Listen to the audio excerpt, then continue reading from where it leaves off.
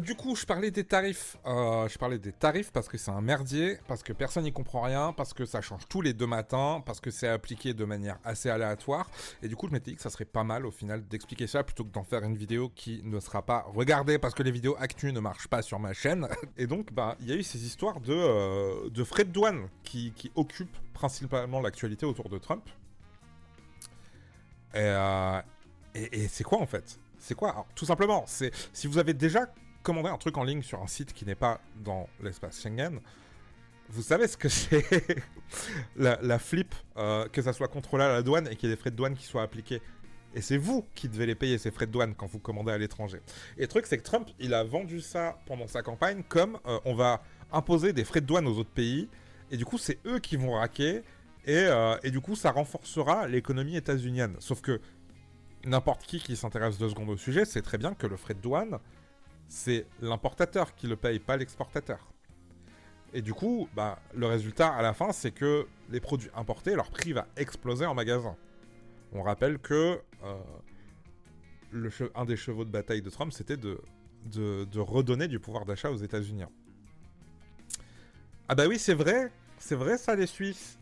Vous avez l'habitude. Putain, j'avoue, vous, pour le coup, vous êtes les seuls d'Europe de l'Ouest qui vivaient encore comme avant 92, genre. Et donc ces frais de douane, qu'il a d'abord imposé à quelques pays de manière archi violente pour leur tordre le bras, parce que c'est vraiment ça au final. Sa stratégie, c'est vraiment, je te mets des gros frais de douane, comme ça, t'acceptes mes demandes. Et dans un premier temps, certains pays ont cédé, hein, comme le Mexique, comme le Canada, comme j'ai plus d'autres exemples, mais ça a forcé les dirigeants à venir à la table de discussion. Et du coup, Donald Trump, il vend ça comme je suis un incroyable négociateur, l'auteur de l'art du deal, tout ça, tu vois. Sauf que, ben, dans les faits, c'est pas comme ça que ça se passe. Et justement, là, le 2 avril, il a sorti une liste de frais de douane réciprocaux appliqués à tous les pays du monde qui traiteraient injustement les États-Unis. Parce que, apparemment, il y a plein de pays qui imposent des frais de douane aux États-Unis de manière archi injuste, et du coup, bah, il leur a juste rendu l'appareil.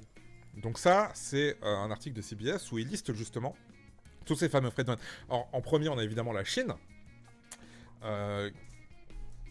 Coucou. On a en premier la Chine qui est le principal ennemi commercial de Donald Trump, hein, qui se prennent 84%. Donc si vous achetez un truc en Chine et que ça arrive aux États-Unis, il faut rajouter un bonus de 84%. Sauf que la Chine, on s'y attend. Mais quand on regarde le reste de la liste, on se rend compte qu'il y a un truc qui va pas. Le deuxième pays, les deuxième et troisième pays avec le plus de frais de douane, de 50%, c'est le Lesotho et Saint-Pierre-et-Miquelon. Alors, les Français dans le chat, ils doivent être un peu confus quand ils voient ça. Parce que Saint-Pierre-et-Miquelon, c'est pas un pays. C'est un territoire français. C'est un territoire français au large du Canada. Le Lesotho, c'est un tout petit pays enclavé dans l'Afrique du Sud qui a pas trop les moyens d'imposer des gros frais de douane aux États-Unis, tu vois. Et ensuite, ben, la liste elle continue. On a le Cambodge, le Laos, Madagascar, le Vietnam, le Sri Lanka, la Birmanie, les îles Falkland. Vraiment, ce qui s'est passé, c'est vu qu'il utilise ça pour tordre le bras, pour tordre le bras et forcer les autres pays à négocier dans son sens, il s'est dit qu'il pouvait faire ça avec la Chine. Sauf que les Chinois, ils ont dit d'accord, bah nous aussi. Et lui, il a voulu rehausser le ton. Et les Chinois ont dit d'accord, bah nous aussi. Donc il est revenu en arrière. Et les Chinois, ils ont dit bah nous non. Et maintenant, il est un peu dans la merde. Donc voilà, il a voulu foutre des coups de pression à la Chine. Et les Chinois, ils ont dit bah en fait, on s'en bat les reins. 施压、威胁和讹诈，不是同中方打交道的正确方式。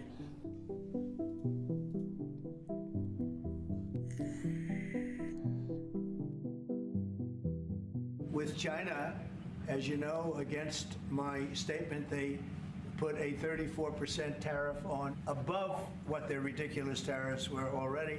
And I said if that tariff isn't removed by tomorrow at 12 o'clock, we're putting a 50% tariff on above the tariffs that we put on.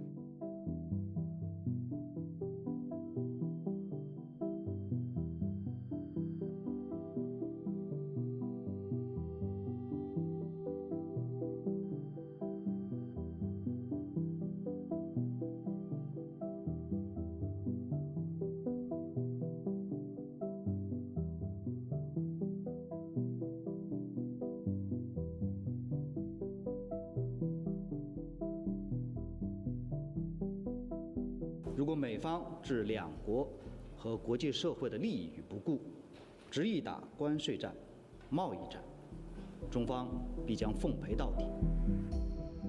Vraiment, Jos Wartman, bienvenue. Putain, mais c'est vraiment un gamin, comment il parle, ça me fume à chaque fois. T'es trop méchant, mais je vais être plus méchant. C'est littéralement ça. Je crois que c'était le ministre de l'économie chinois qui avait juste répondu que la Chine a été là depuis 5000 ans. Vraiment, c'est pas ça qui allait détruire le pays. Parce qu'en fait, ouais, il y a vraiment un truc fondamental avec ces bails de frais de douane, et on va voir comment ils sont calculés, justement, et pourquoi ça pose problème. C'est que Trump se comporte comme si les autres pays du monde ne commerçaient qu'avec les États-Unis et pas entre eux. Donc, comme tu dis, Captain Balek, avec le champagne, tu vois, on s'en fout. On vend à d'autres pays, en fait. C'est un énorme marché, les États-Unis, on peut pas le nier. Mais, genre, il y en a d'autres, en fait. Il y en a d'autres, et au contraire, ça pourrait nous avantager, nous, dans le sens où on commencerait à explorer d'autres marchés, tu vois. Notamment, en essayant de le faire bien, mais j'ai des doutes, en Afrique, où on commerce pas tant que ça, en vrai, avec nos produits à nous. Donc la Chine poursuit l'escalade et porte ses droits de douane à 125% sur les produits américains.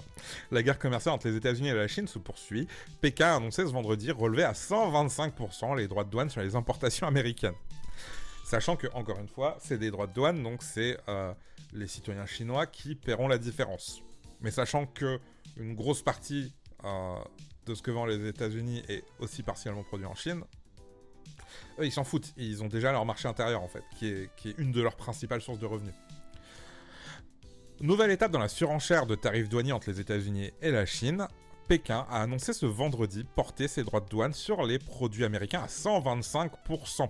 Elle appliquera ces nouveaux tarifs à compter du 12 avril, a annoncé vendredi le ministère chinois des Finances, en réaction à l'annonce par Donald Trump d'une taxe désormais alourdie à 145% sur les biens chinois. Cette nouvelle riposte chinoise a fait plonger les bourses européennes qui avaient ouvert dans le vert vendredi matin. Elle pourrait être la dernière sur le plan des tarifs douaniers, en tout cas, à laisser entendre Pékin.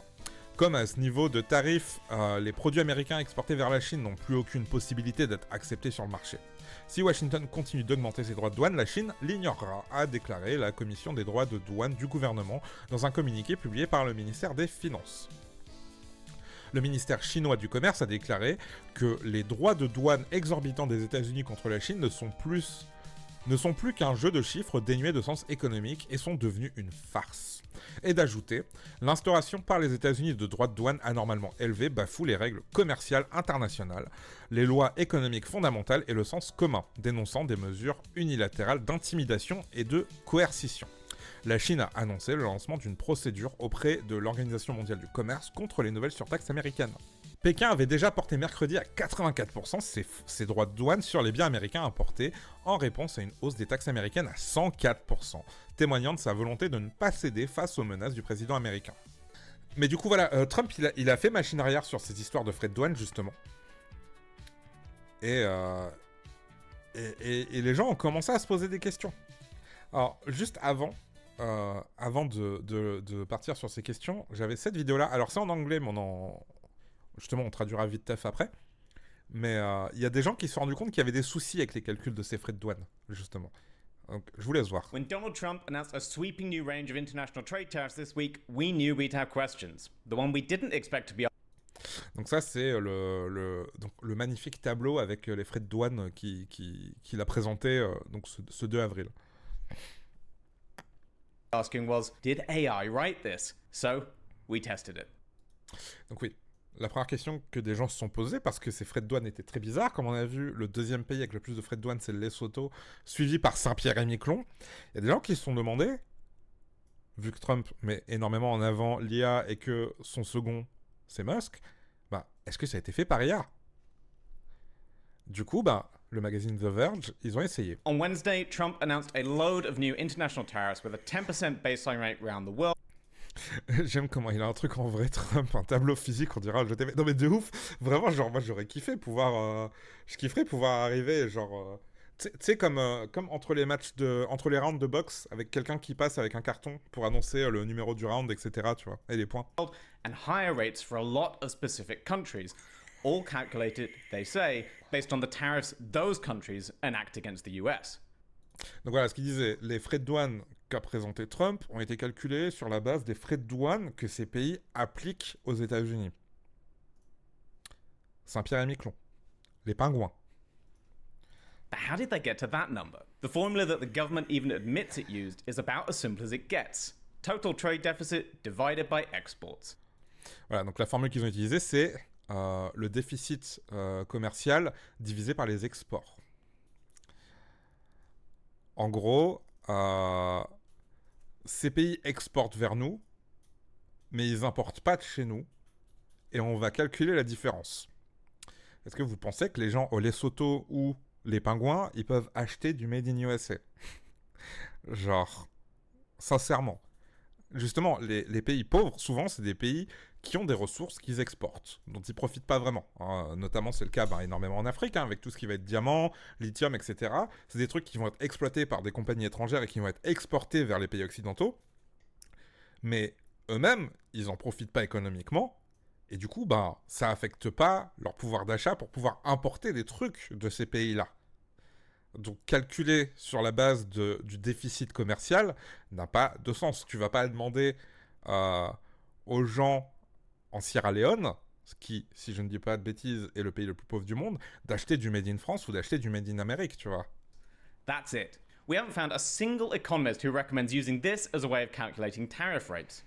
But you know who does? ChatGPT, and Google Gemini, and Claude, and Grok, and probably plenty of other chatbots. Du coup, ils ont demandé à plusieurs IA, donc ChatGPT, Grok, Claude, Gemini, comment calculer des frais de douane dans une situation désavantageuse pour les États-Unis. Et toutes ces IA, contrairement aux économistes, ont répondu ça. Les IA ne sont pas Google, elles ne sont pas faites pour ça. 2. We should know. We tested it, asking each of those 4 AIs to generate a plan to calculate tariff. Voilà, donc quelle serait une manière facile de calculer des frais de douane qui seraient imposés aux autres pays pour faire en sorte que les États-Unis soient à jeu égal quand on parle du déficit commercial.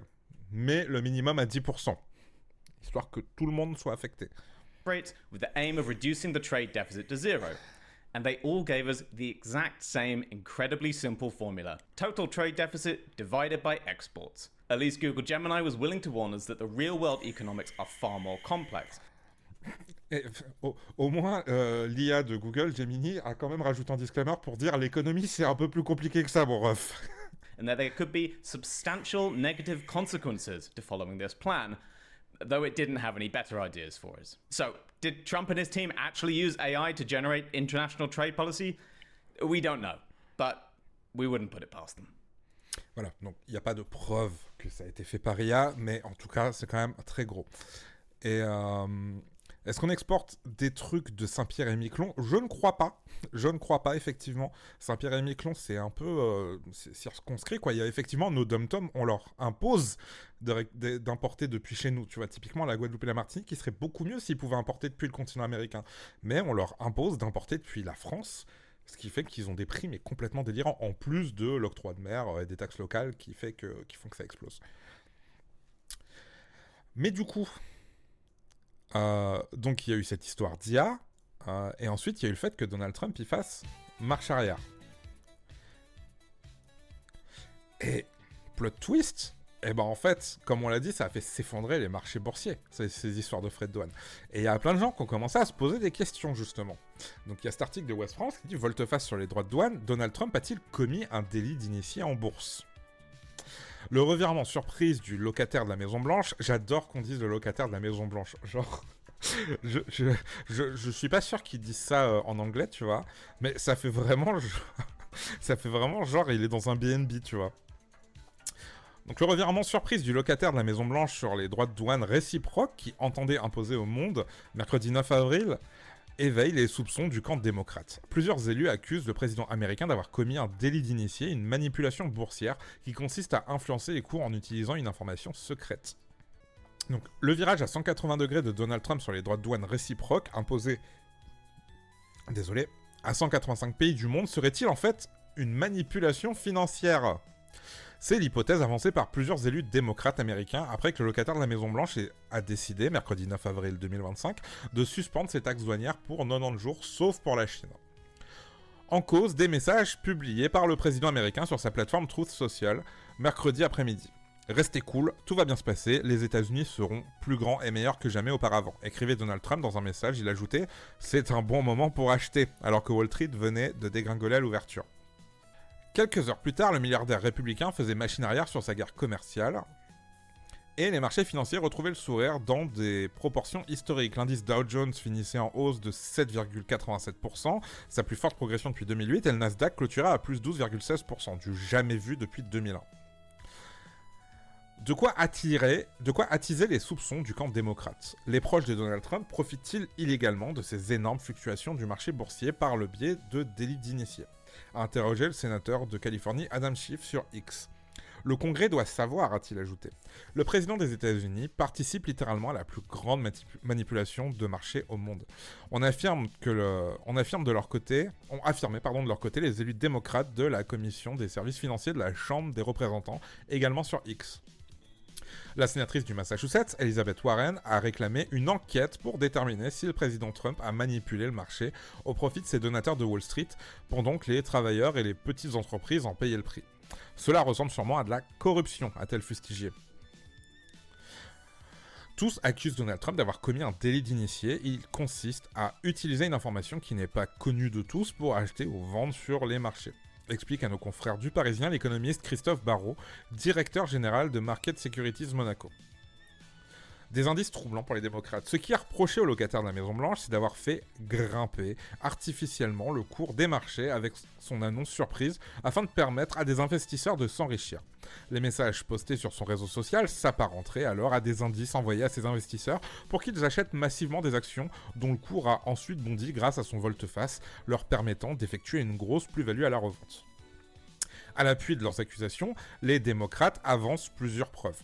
L'élu trumpiste Marjorie Taylor Greene aurait par exemple acheté des actions chez Amazon et Apple, sociétés dont la hausse des cours a été particulièrement marquée d'après des médias américains. Autre élément troublant, Donald Trump a signé son message évoquant un bon moment pour acheter avec les lettres DJT. Elles correspondent non seulement aux initiales de son nom complet, Donald John Trump, mais aussi à l'abréviation en bourse de sa société de médias, Trump Media et Technology Group, maison mère de Truth Social. En vrai, ça peut faire sens, surtout avec Trump, parce que, littéralement, tout ce qu'il a fait pendant son premier mandat, c'est faciliter son propre business et se retirer des épingles du pied en tant qu'investisseur. Mais, ouais.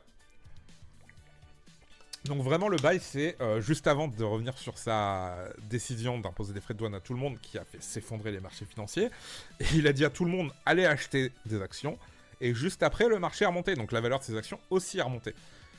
Tout le monde, tous les gens qui ont acheté à ce moment-là se sont fait un pognon de dingue. Enfin, une vidéo publiée sur X par la conseillère en communication de la Maison-Blanche, Margot Martin, montre Donald Trump en pleine réception du milliardaire Charles Schwab, fondateur de l'entreprise de gestion d'actifs du même nom, dans le bureau ovale. Ce n'est pas seulement une entreprise, c'est en fait un individu, et il a gagné 2,5 milliards de dollars aujourd'hui. Peut-on entendre l'ancien président américain amusé en présentant son invité à des champions de course automobile? Attends, ça c'est archi grave en vrai. Attends.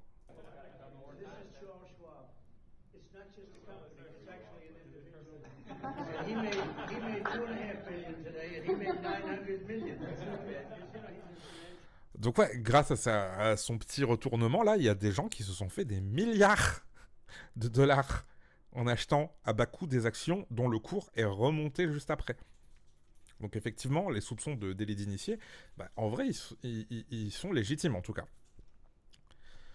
En cas de délit d'initié aux États-Unis, l'Insider Trading Sanction Act de 1984 et l'Insider Trading and Securities Fraud Enforcement Act de 1988 prévoient des sanctions pouvant aller jusqu'à 3 fois le montant du profit réalisé ou de la perte évitée. Pour le moment, on n'en est pas là, tempère auprès du Parisien l'économiste Christophe Barrault. Pour le spécialiste, un délit d'initié de Donald Trump sera avéré si un jour on apprend qu'il a pu s'enrichir ou qu'il a contribué à l'enrichissement de l'un de ses proches après avoir influé sur les marchés. La définition de proche, ça reste flou parce que le Schwab, si c'est pas genre son BFF qui est chez lui tous les 2 matins, mais que ils ont quand même passé un deal en tsum-tsum, et du coup, dans cette définition-là, ça rentre éventuellement pas dans la définition de délit d'initié. Et pour qu'il y ait sanction, encore faut-il pouvoir déterminer précisément qui s'est enrichi grâce au délit d'initié. Or, si les dirigeants et les gros actionnaires des entreprises sont tenus de divulguer leurs transactions, ce n'est pas le cas des particuliers qui auraient pu bénéficier de la volte-face de Donald Trump, précise le Washington Post. De son côté, la Maison-Blanche a affirmé que son locataire n'avait voulu que rassurer. Il est de la responsabilité du président des États-Unis de rassurer les marchés et les Américains sur leur sécurité économique face à l'alarmisme permanent des médias, a déclaré au Washington Post Kush Desai, porte-parole de la présidence américaine. Ce n'est en tout cas pas la première fois que Donald Trump tente d'inciter les investisseurs à acheter en bourse. Lors d'une chute des marchés en 2018, pendant son premier mandat, il avait déclaré à des journalistes qu'il s'agissait d'une formidable occasion d'acheter. Donc est-ce qu'il y a complot ? Est-ce que c'est Trump qui raconte n'importe quoi ? Malheureusement, il y a des chances qu'on ne le sache jamais. Et bon, après, le bail, justement, c'est que ces frais de douane, à la base, c'était censé favoriser les marchés locaux. C'est censé inciter à produire sur place, à acheter local, mais c'est aussi un levier de politique internationale. Il y a plein d'organisations qui ont été mises en place justement pour réduire ces frais de douane ou voire les enlever, comme l'espace Schengen, comme l'ALINA, entre le Canada, les États-Unis et le Mexique, qui a changé de nom. Alors attendez, ça s'appelle l'ASEOM. Aujourd'hui, il y a l'ASEAN en Asie du Sud-Est, il y a le Mercosur en Amérique du Sud, il y a plein d'accords comme ça, économiques, et justement pour favoriser les échanges commerciaux entre les pays. Mais Donald Trump, lui, il a transformé ça en arme. Parce que c'est comme ça qu'il voit les relations internationales au final. C'est vraiment un jeu du plus fort. Il parle toujours justement de dirigeants forts, de dirigeants faibles. Et quand il a passé ses frais de douane, justement, il se vantait en conférence de presse que les dirigeants de tous les pays auxquels il a imposé des frais de douane venaient lui faire de la lèche pour qu'il annule ces fameux frais de douane. C'est vraiment une arme pour lui dont il se sert. Sauf que du coup, avec la Chine, ça se retourne contre lui. Mais c'est vraiment sa vision de la politique internationale, c'est un bras de fer permanent. Il n'y a pas d'échange, il n'y a pas de communication, on fout des coups de pression et ça va pas plus loin.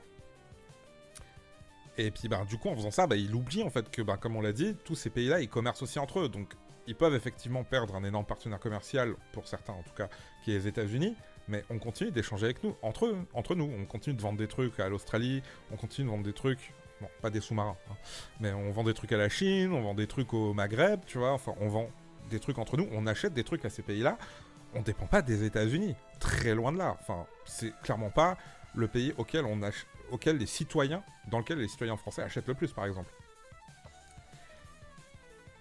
Et si en plus tu rajoutes à ça la manière dont ça a été calculé par-dessus la jambe, plus les accusations de manipulation boursière, il y a quand même un truc qui va pas. J'ai pas envie de rentrer dans la théorie du complot, mais il y a clairement un truc qui va pas dans cette affaire-là. Parce que tu prévois pas un truc aussi vénère en le faisant par-dessus la jambe comme ça, tu vois. Bon, c'est un peu la politique de Trump depuis le début, mais ça ne marche pas. Ça ne marche pas.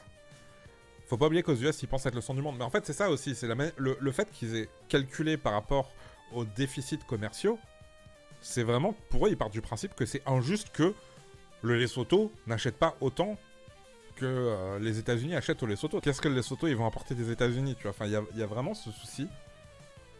Et là, avec le fait que la Chine ne rebaisse pas ses frais de douane, ça risque d'avoir un effet qui se coule un peu dégueu quand même. Mais voilà, c'était les tarifs, c'était les frais de douane. On n'y voit pas forcément plus clair parce que en fait, on est sûr de rien et on comprend rien. Mais au moins, on a un peu plus de contexte.